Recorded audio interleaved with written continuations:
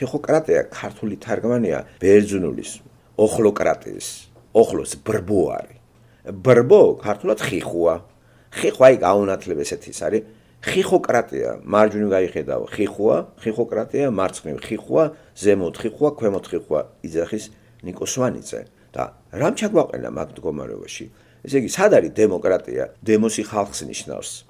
ხალხი კიდე მაღალ შეგანებასთან არის გაიგივებული, რომ ხალხი ეს განარჩია ბრბო, მასა, ლათინური სიტყვა დემოსისაგან, ხალხისაგან იასპერსმა ეს გერმანელი ფილოსოფოსია თეისტური ეგზისტენციალიზმის. გერმანიაში ორი ძლიერი ფიგურა იყო ეგზისტენციალისტური მიმართულებით რომ მუშაობდნენ. ერთი იყო ჰაიდეგერი ათეისტური ეგზისტენციალიზმი, მეორე კარლ იასპერსი. აი ეს თავის ნაშრომში, ერთ-ერთი საინტერესო ნაშრომია 48 წელშია გამოცემული 1948 წელს ისტორიის სათავეები და მისი მიზანი ერთ-ერთი განყოფილება კარგად აღწერს თანამედროვე ტექნოკრატიულ სახელმწიფოს და ასხვევებს დემოკრატიას მასებისაგან. და აი იქ არის ეს დახასიათებული დემოსი, ხალხი რა არის, ხო? ქართულად მასებს შეესატყვისება ქართულსა ლიანგი. მასა ლათინური არის, ხო და სვანიძემ უფრო ქართული დიალექტიკიდან აიღო და ხიხო.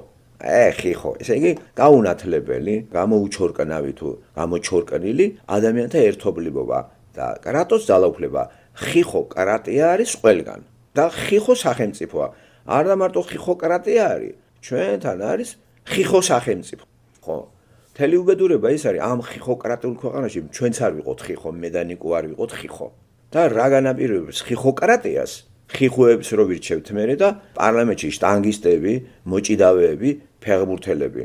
ესე იგი ესე ხო არაფერს არ გააკეთებენ და იგივე ნიკო განმარტავს თავის გამოსვლაში რომ გიხაროდეთო რომ არაფერი როგორც კიდე თიცხოვე, არაფერი ერციანი იმაში შტანგისტმა რა უნდა გითხრას. იცხოვრე შემს მართლაც ესეა.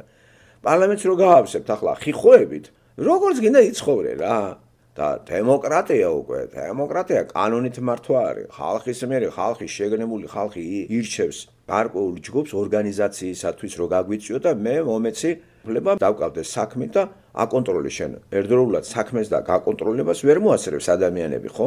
ამიტომ ვირჩევთ ადამიანთა ჯგუფს, განათლებული ხალხი სხვადასხვა სპეციალობით, რომ ჩვენ საქმეს ვხედო და შენ მიხედი ახლა ამას. წესრიგი ვინმე არ დაარღვევს და კანონი ვინმე არ დაარღვევს. თან ამას აფინანსებს მოსახლეობა. მთავრობას რო ირჩევთ, თქვენ აფინანსებთ იმას. ეგრე არის ნამდვილი კლასიკური გაგებაში. ახლა კი მთავრობას რო ირჩევთ, თქვენ გატყავებთ. ესე იგი, აბსოლუტურად არის დისტანცირებული მთავრობა ხალხისაგან და ამის მიზეზი სწორედ არის ხიხოკრატია. ხიხოებმა აირჩიეს ხიხოები, ხო? 150 ხიხო და იქიდან 61 ხიხო არ შევიდა. დანარჩენი ხიხოები არიან შეიყარენ იქა, იმღერეს, იტაშფანდურეს და ერთი ხიხოც წამოაყენეს პრეზიდენტად. ესე იგი, თავში მჯდომარე ხიხოების ქვეყანაში ხიხო არის, ხო? ქართულში ყველამ ვიცით ხიხო, ხო? სინონიმი ამისი არის გაუნათლებლობა, გაუთლელობა, სირეგვენე, თუ შეიძლება ასე ითქვეს, უცოდინარობა და არის აი ესეთი მდგომარეობა, ხო? ასევე მღვდლები ხიხოკრატები. აი მანდ არის სულიერი ხიხოები.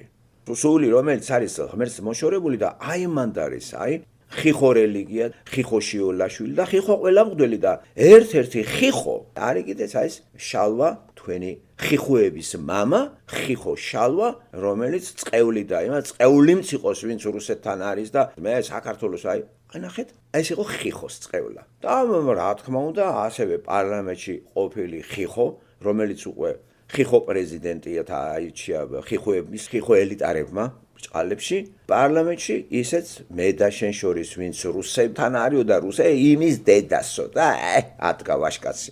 აი ეს ის არის, ხო, აველანტ ბიჭი. ის ახლა არის ეს ხიხო ლექსიკონით, ხიხო ქვეყნის ხიხო პრეზიდენტი.